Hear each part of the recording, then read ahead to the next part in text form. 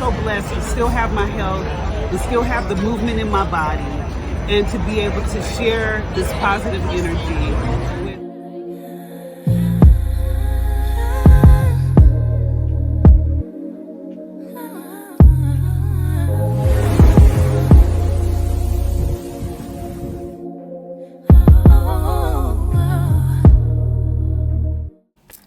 Hello, hello, hello. MoTheGoddess here.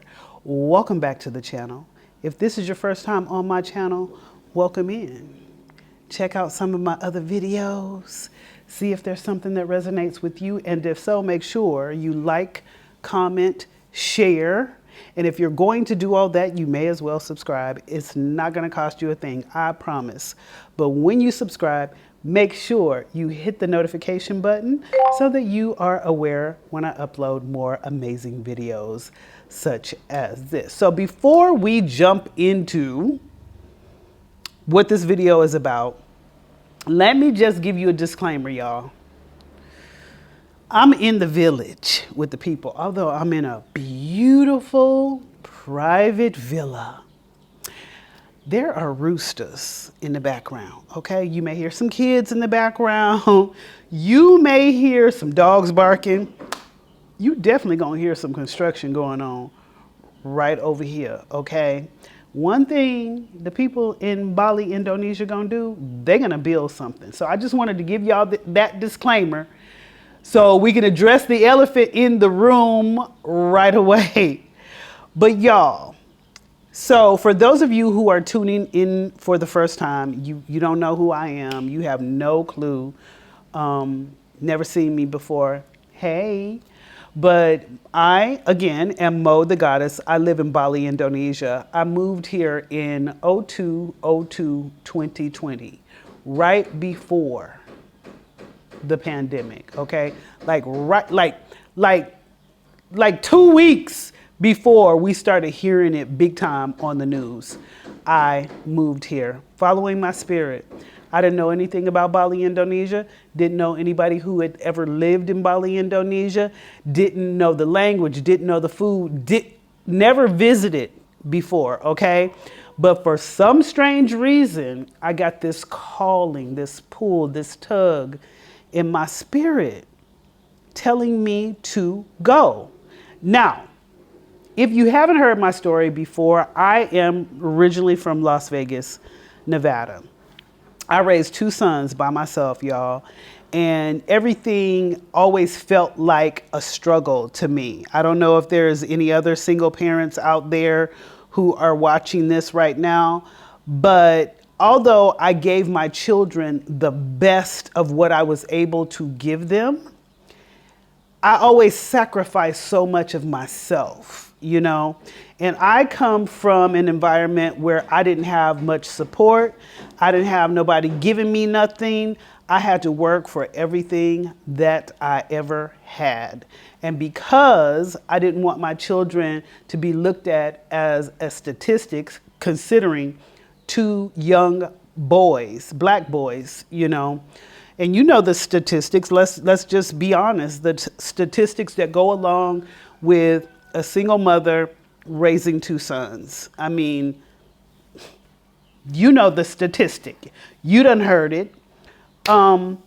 So I didn't want them to want for a whole lot. I didn't want them to be looked at as just another black boy coming from a mother who made bad decisions, which those are probably my own thoughts.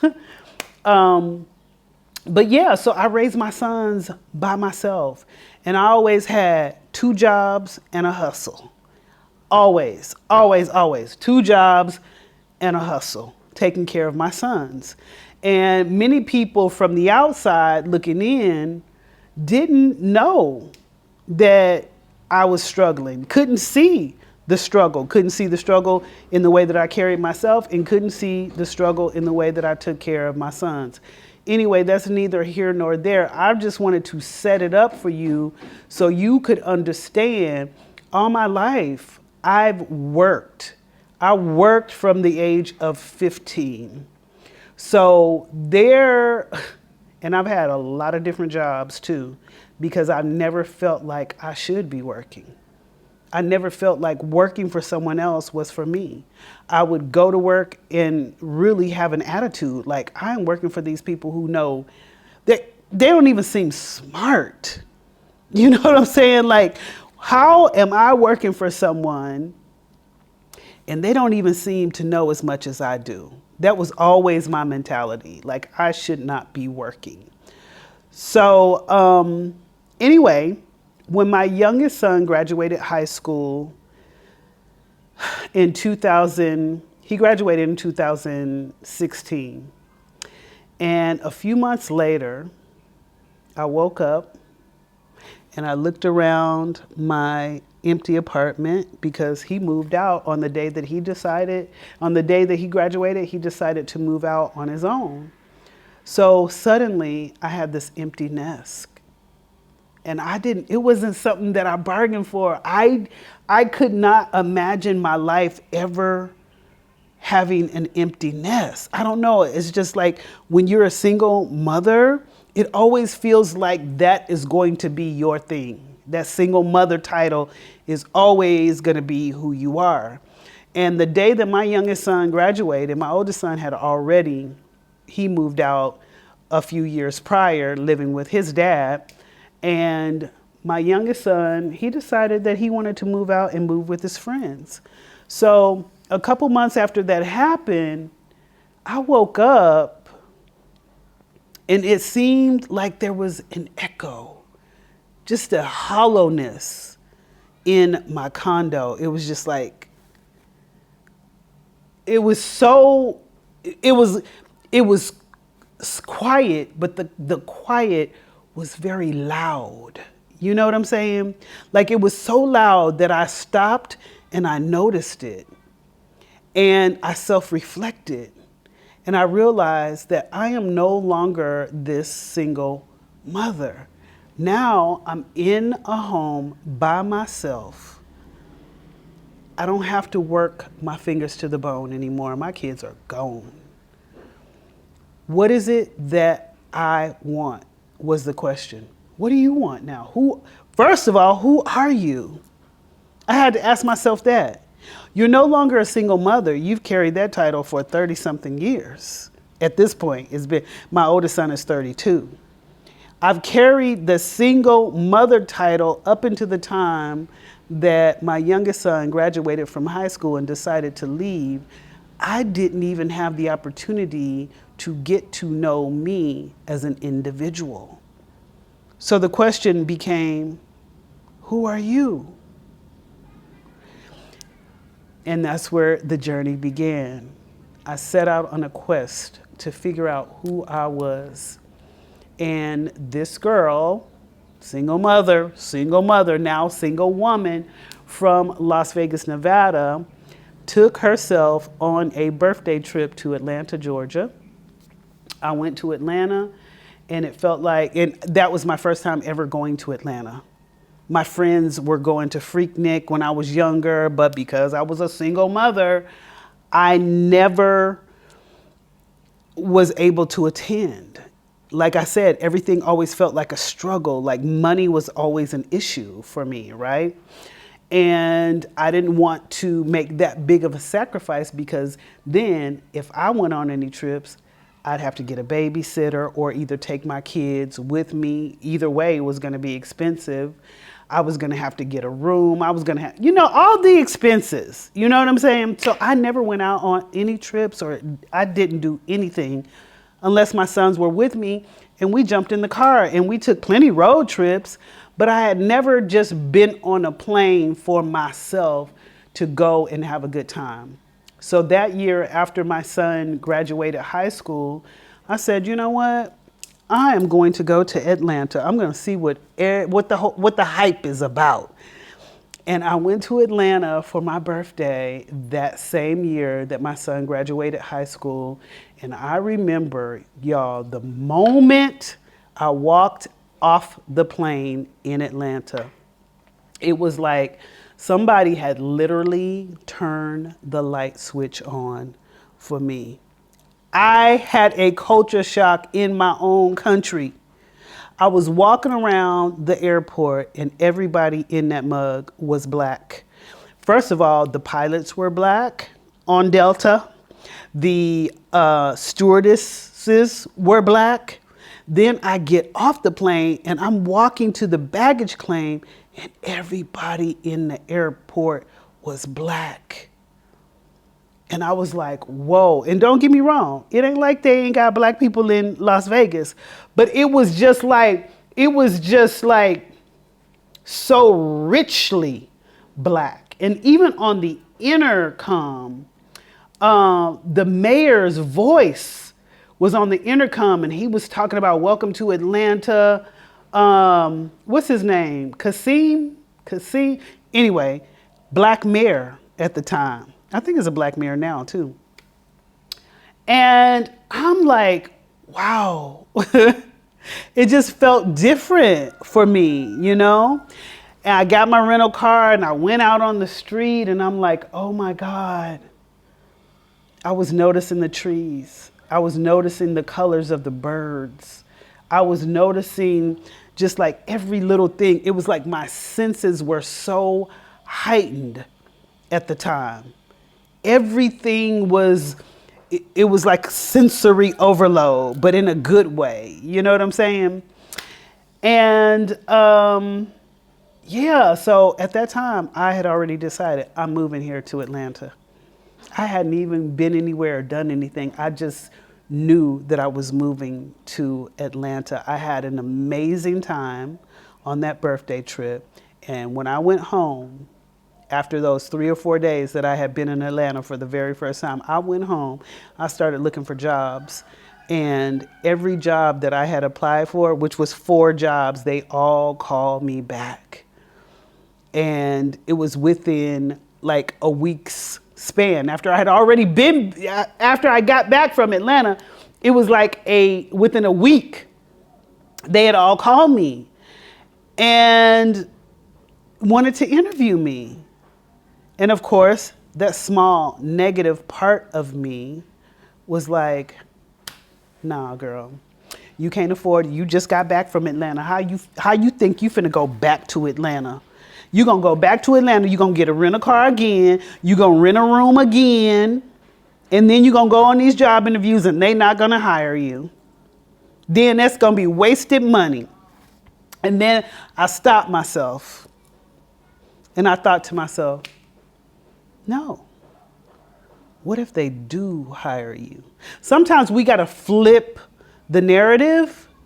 That negative self-talk that we do in our own heads, in our own minds, that we allow to bully us out of our hopes and our dreams, we have to flip those voices. We have to change the narrative. We have to stand up for ourselves, with ourselves, by ourselves, and speak a new language. We have to tell a new story. And it was at that time I decided to tell a new story. I'm not going to tell the same story that I've been telling all the time. Things are hard. I don't have enough money. I can't do it. Who do I think I am? I don't have any support. All these stories I had always told myself for years. And I began to believe those stories. And of course, the more you begin to speak things and you believe those things, the universe is going to give you evidence of everything that you already thought of. You're going to manifest all that stuff back to you. All those negative thoughts and feelings and emotions that you've always had are going to reflect in how your life looks, in what's going on in your life at that particular time. And that is what happened. You know, I was seeing that, but it was at that time I said, you know what? No, I'm going to tell a new story. My new story is, what if I go back and they hire me? That's the new story. What if they hire me? I'm amazing. Of course they're going to hire me. And I told all of the jobs on the phone, I told them right away. I was like, but I don't, because I was steadily trying to talk myself out of what my heart really wanted. I was trying to talk myself out of being worthy of having what I really desired. And that was to try something new. That was to move to Atlanta. That was to follow my spirit. It felt so good being there when I got off the plane. It felt so real. I felt like I belonged there. And that is what I wanted to work towards. It was just me now. And the question again was, what is it that you want? So I started to tell a new story. But at the same time, I was telling them, well, I don't live there in Atlanta. And they were like, well, ma'am, when do you think you're going to live here? And I was like, I don't know. And they were like, well, when can you get here? And I finally just set all the interviews. It was 4 interviews I had. I set them all up within the 3-day span. And I took a chance on myself. I rolled the dice on myself and I bought another ticket, round trip ticket to Atlanta. And from the time I got off the plane, the first interview, I arrived in Atlanta at 4:05 a.m. I never forget. And I got the rental car and I found the nearest convenience store. And I went into the convenience store and I washed up in the convenience store and I changed into my interview clothes. And my interview was at 7 a.m. because I was going to be working for a truck. I was going to be driving a truck. That's what for those of you who don't know, interesting fact about MoTheGoddess is I am by trade, a CDL holder, and I have been since 2008. So I have my commercial driver's license, and that's what I was doing when I was in Las Vegas and when I moved to Atlanta. So I was going to be working for Waste Management in Atlanta. Well, that's where the interview was. That was my first interview, and it was at 7 o'clock. So I sat in the parking lot after I washed myself up, put on my interview clothes, drank me some coffee. I hadn't checked into my room yet because I couldn't check in until that afternoon. And I'm just sitting in the car chilling. Then I went to find the place to make sure I wasn't late. Drove to the place, sat in their parking lot, got out. The dude never showed up for the interview. And when I was getting ready to leave, he walked in. He was like, oh, I forgot. When can you start? It was that easy. When can you start? He didn't even interview me. He was like, I'm sorry, I forgot. When can you start? I was like, remember I told you I don't even live here? He was like, okay, but when you gonna move here? And I didn't know. I said, I haven't even thought about that because I didn't know how this was gonna go. He said, come in my office. I'm gonna give you the drug test. I'm gonna give you the background test while you're here. You might as well do it. You have 30 days to get this done. Otherwise, if you don't start the job within 30 days after you get this done, after this comes back, then you have to do it all over again. So I had 30 days. I had 30 days to figure out how I was going to move to Atlanta. And I still went on all those other interviews, and every last one of them hired me on the spot. So at that point, I didn't have any more excuses. I didn't have any more, oh, you can't do this. Who do you think you are? What if they don't hire you? Now, the next step was, how the hell are you going to move to Atlanta, Georgia? How are you going to do that? But again, I went home. I started planning, calling moving companies. And one day, you guys, before I left Atlanta, it was the day before I left Atlanta, I took a picture of myself in the hotel because I was really tired. Took a picture of myself in the hotel laying on the bed, and I was like, wow, I had a long day because I had did like 2 of those interviews, got up early and all that. And somebody on Facebook that had been following me for years, like it was a name that I always saw, but I didn't know who he was, complete stranger. he chimed in and he was like, dang, I wish I had known you were in Atlanta. I would have asked you out on a date. And I'm like, oh, I didn't know you lived in Atlanta. He was like, yeah, I live in Atlanta. And then, of course, we went to the private messages and he was like, I said, I'm getting ready to move there. And he was like, if you need any help finding a place, let me know. You send me the address and I'll go look for you. And that's what happened. It was like everything was just lining up for me perfectly. I was sending him addresses. He was going to check them out for me after he got off work. Yeah, you'll like this. No, you ain't gonna like this. Or this is this. You know, this is not a good area. You don't want to live there. So I had boots on the ground in Atlanta helping me out, right? So during all this time, he said to me, how about we meet each other before you move to Atlanta?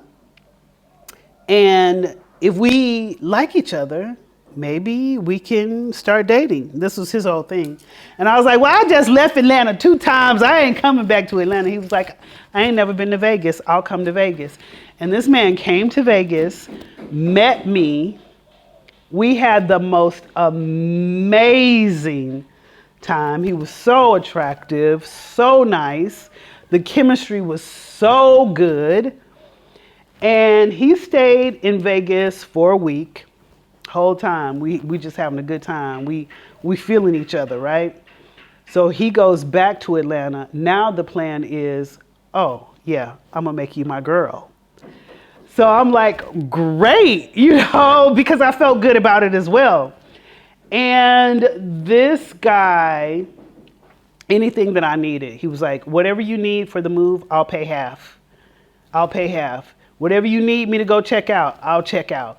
And he was instrumental in helping me move to Atlanta from Las Vegas. It's just like he appeared out of nowhere. He had been on my Facebook for the longest, and suddenly this man appeared and helped me along the way to the point where he was like, how about you just move with me? And I was like, I know me. I'm very funny style. I'm funny style, y'all. I'm a Libra. I'm funny style. I'm up here sometimes and I'm, my scales got to be balanced. And if I don't know you, then you're going to take that personally. So I already knew who I was. I was like, no, I need my privacy. I'm not going to move with you. 3 days before I moved to Atlanta, my car broke down. And because I had invested so much money in the move going to Atlanta, because like I said, I only had 30 days, because I had invested so much money and I was driving a BMW at the time where the warranty had just expired, I was like, this is going to be too expensive. Whatever it is, it's going to be too expensive for me to fix. I already made up my mind that I'm moving to Atlanta. Nothing's going to stop me. I'm leaving this car. And just one day, the moving truck was there and packing my stuff up. And my neighbor walked by my garage and she was like, you're moving? I was like, yep, I'm moving. She was like, what are you going to do with your car? I was like, girl, my car broke down the other day. I'm leaving it. She was like, you leaving it? Because she had been seeing me drive this beautiful BMW every day, knowing that I ain't had no problems with it ever, right? And I was like, yeah, I'm leaving it. She was like, you want to sell it? And I was like, sure. But I hadn't even thought about selling it, you guys. My heart was set on leaving regardless. I didn't have time to think about that car. I was getting ready to pay for it to be shipped. And I said, well, that's another expense that I don't have to worry about. But I did worry that I can't live in Atlanta without having a car. So that was a worry, but it still was not going to stop me. And that woman asked me how much money I wanted for my 2013 BMW that would not start. And I quickly thought of a number. I said $3,000. She said, hold on a minute. She walked to her house. She came back with a handwritten note. And I signed it. She gave me the $3,000. I gave her the keys. It was 2 days later. She came skirting in my car and pulled up in front of my garage. Skirt. And I'm like, what was wrong with it? She was like, girl, it was just a fuel pump. She was like, we bought a fuel pump for $149 and we paid our friend $75 to put it on. And the car was perfect. So, I mean, she won, but I didn't feel no type of way about it because I had already made up in my mind after it broke down, like, okay, I'm done. You know, that era is over. And yeah, so I'm saying all that because when I did finally get to Atlanta, old boy was like, I'll co-sign for you a car. What kind of car do you want? And during the time that it broke down, you guys, I had rented a Boost, not a BMW, Ford Mustang. I had rented myself because I still was moving and I needed transportation. So I rented one, and one day I just jumped in an Uber. When I got to Atlanta, I was in Atlanta for 3 days, and for 3 days, Atlanta was raining, okay? It rained for 3 days, and I was like, I don't even know where I am. I can't even explore where I have just moved to. I need a vehicle. So I hopped in the car, didn't even think about no Ford Mustang until I rented one, and I got an Uber and had them take me to the Ford Mustang, the Ford dealership, and drove off the lot. This was my first ever, I have never owned a brand new car. Never in my life. Never owned a brand new car, okay? Keep in mind, I ain't got no job yet because my job, I moved to Atlanta on December 22nd of 2016. My job day to start was January 2nd, 2017. So I had moved to Atlanta and I still had some leeway on when my start day of the job was. And I didn't have no job, spent all my money on the move, and oh boy, of course, helped me with everything.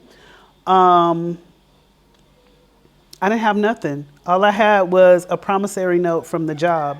But I jumped in that Uber boldly, and I went to that dealership.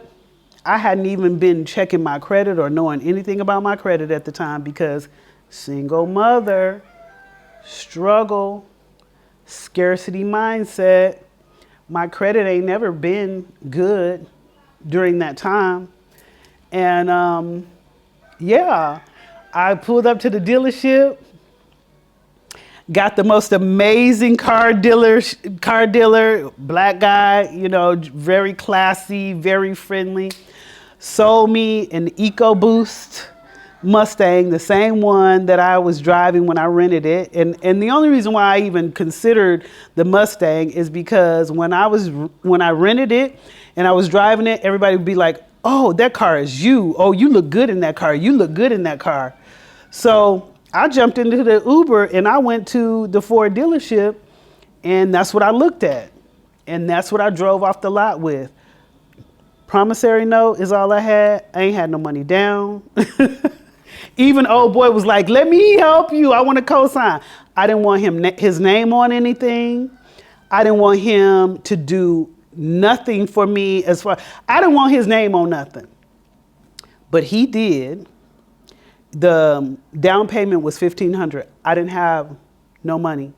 So he gave me $750. The guy. He said, I'll give you half of the down payment when I get paid. I said, okay, great.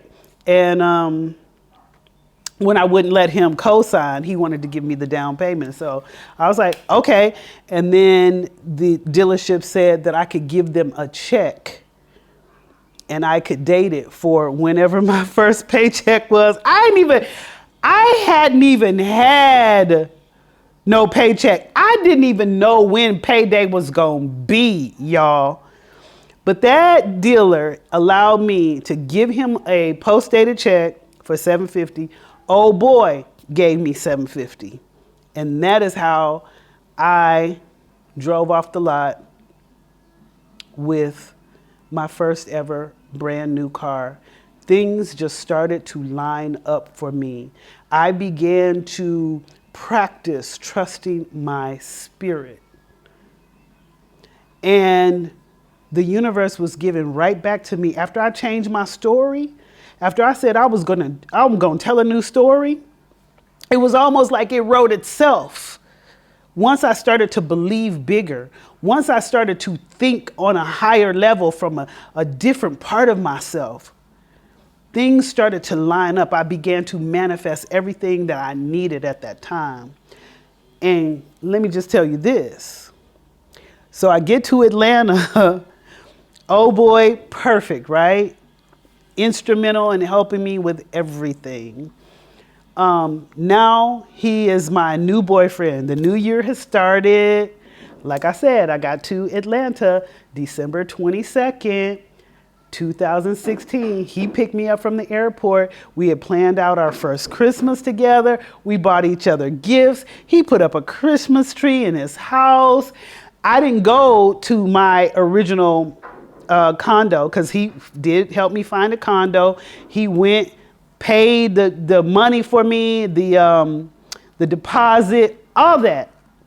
Met the movers because the movers showed up a day earlier than they were supposed to. I was still in Las Vegas and they like, oh, we got your stuff.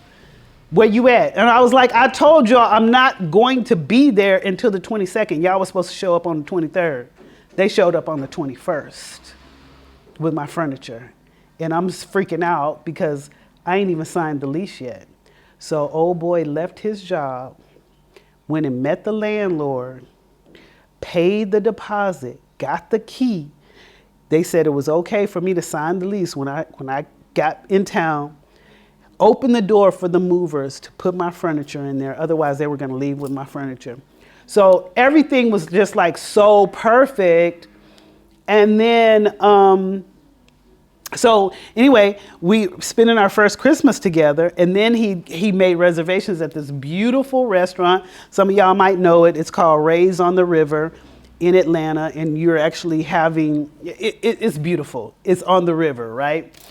And that was going to be our New Year's Eve dinner. Very first New Year's Eve together. And I'm just like happy. I'm like, I'm in a new city. I got a new boyfriend. Everything is wonderful. I got a brand new car. Like everything was just perfect, right? I go to dinner. And keep in mind, every time I went out with him, this new boyfriend, every time I went out with him, he would have his phone up to his face. He'd be on his phone all the time, all the time, all the time. So the nice guy that came to Las Vegas that I remember that was so attentive and we had all this chemistry going on, now I get to Atlanta, now you ain't paying me no attention. You on your phone. Yes, you're nice. Yes, you helped me out a great deal. But now he's on his phone all the time. His phone, notifications, bing, bing, bing, bing, bing, going off all the time. And it was just so annoying for me. And I remember one morning we're at breakfast and his phone is bing, bing, bing, his phone cracking, right? And his head down the whole time.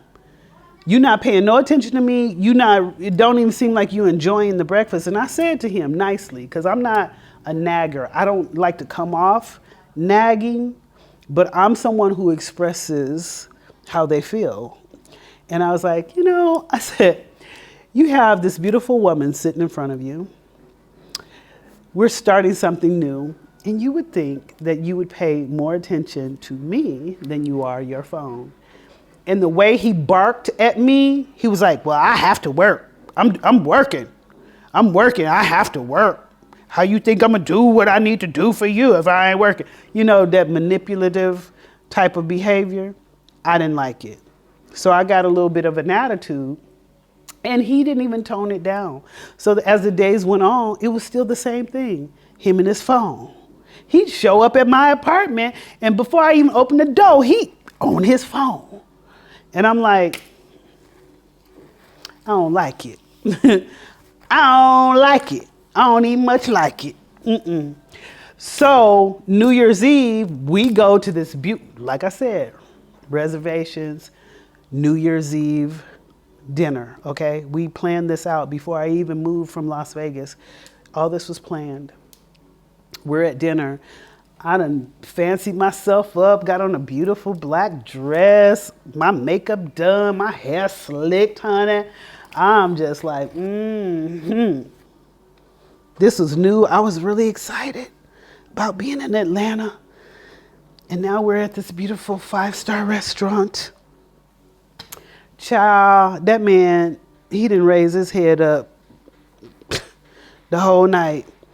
And I knew it was just something, because I had followed my spirit this whole time. This whole time, I had only been in Atlanta for a little bit over a week. And I said I was going to listen to how my heart felt from here on out. And from that moment, I knew I can't do this with him. I'm not going to. I'm not going to. I don't care how nice you were. I don't care what you've done.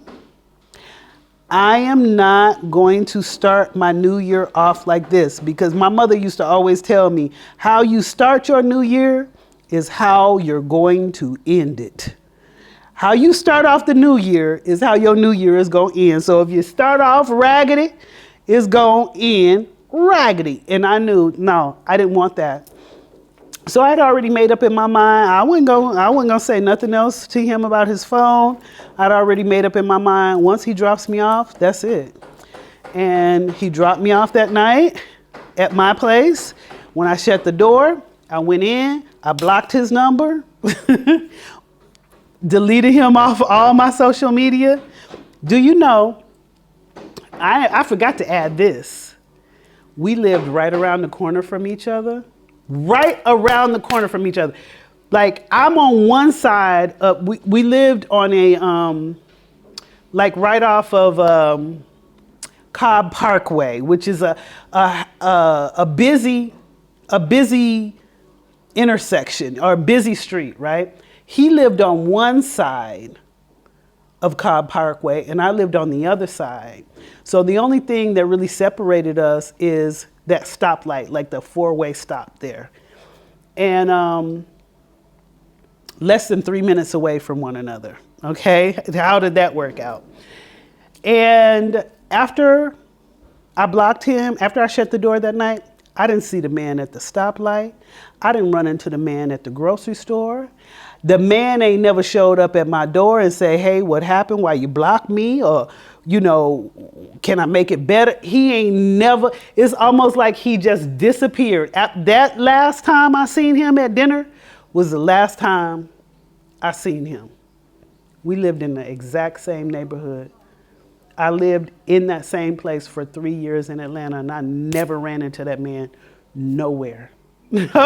Nowhere, okay? Nowhere.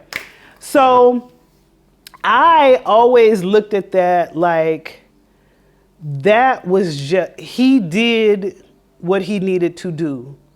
Like, the universe assigned him a job. He did the job. He was instrumental in helping me believe that I could be, do, and have what I wanted. And once that was over, it was over. I knew that I couldn't be with anybody who was giving me pieces of themselves, because I don't give myself pieces of myself or anybody else. I'm going to give you all of me. And that's what I expect of you. I'm not going to be arguing with you. I'm not going to be tripping with you. And why you don't, I don't do that. I don't do that. If I'm not important enough for you to focus on me or try to get to know me while we're spending this time together, this little slot together, then so be it. I can't convince you of that. But what I am going to always do is treat me with love, kindness, and respect. And it began with me telling a new story. And I wanted to come here and share with you guys, because I know a lot of times we can feel like everything is against us. Nothing is going well. Nobody understands us. Nobody's there to support. Everything feels like a struggle. It's hard to tell a new story when you're in it, when you're going through it. But if you just decide to change the channel in your mind, to change the story, and sit back and watch how it plays out, I guarantee you, you'll begin to see newness happening in your life. I guarantee that. But you have to be willing to change the narrative. Yeah, you guys, so hopefully I did not bore you with my story. I wanted to share that. Actually, I'm going to do a part 2 because the part 2 is the extension to explain to you how I actually got here to Bali, Indonesia. But I just wanted to encourage you. I've always said to you, you guys, that my biggest hopes for even creating content on this channel is to build community, is to be relatable, for you to understand that you are not in this by yourself. There's people out there that's going through the same thing that you're going through, or there's people out there that actually think similarly to the way that you think. It's people out there who have the same dreams that you have, and I want to build a community of those people here on this channel and all my other platforms. Those who are willing to tell a new story so that they can begin to manifest what it is that they desire and what they deserve. So, anyway, in the meantime and in between time, until the next time, you be fit, be fierce, be fabulous. Healthy is the new sexy.